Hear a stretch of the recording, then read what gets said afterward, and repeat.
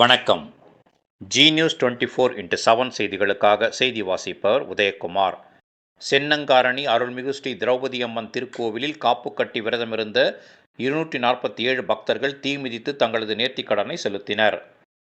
திருவள்ளூர் மாவட்டம் எல்லாபுரம் ஒன்றியம் சென்னங்காரணி ஊராட்சியில் அருள்மிகு ஸ்ரீ திரௌபதி அம்மன் திருக்கோவில் உள்ளது. இக்கோவிலில் தீமிதி திருவிழாவை முன்னிட்டு கடந்த 13ஆம் தேதி வெள்ளிக்கிழமை கோவில் வளாகத்தில் கொடியேற்றும் நிகழ்ச்சியும் காப்பு கட்டும் நிகழ்ச்சியும் நடைபெற்றது.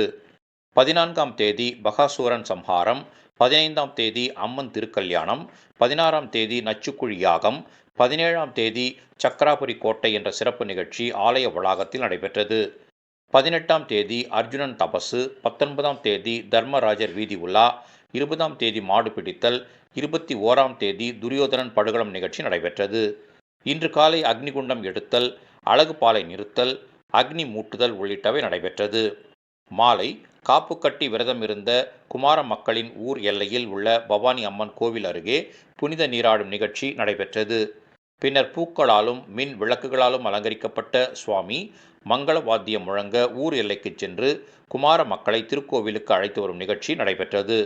இதனைத் தொடர்ந்து திருக்கோவில் எதிரே அமைக்கப்பட்டிருந்த தீக்குண்டத்தில் 247 பக்தர்கள் ஒருவர் பின் ஒருவராக இறங்கி தீ மிதித்து தங்களது நேர்த்திக்கடனை செலுத்தினர்.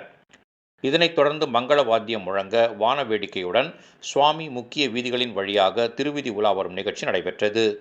இன்று மஞ்சள் நீராட்டு விழா, அம்மன் திருவீதி உலா வரும் நிகழ்ச்சி, தர்மராஜர் பட்டாபிஷேகம் உள்ளிட்டவை நடைபெற்றது.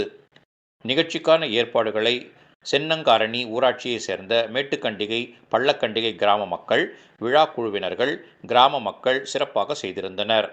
இந்நிகழ்ச்சியில் சுற்று வட்டாரத்தைச் சேர்ந்த பல்லாயிரக்கணக்கான பக்தர்கள் கலந்து கொண்டனர்.